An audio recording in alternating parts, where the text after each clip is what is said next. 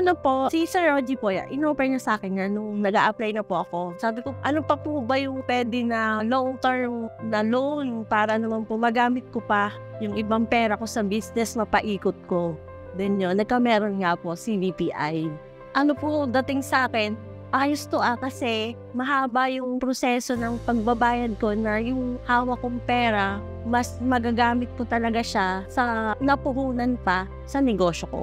Ang BPI para sa akin, maliit lang yung, tinignan ko din talaga yung difference sa iba. Maliit lang yung interest, mas madaling kausap yung mga tao, yung pag tumawag ka, may sagot agad, yung mabilis kausap, madali yung proseso.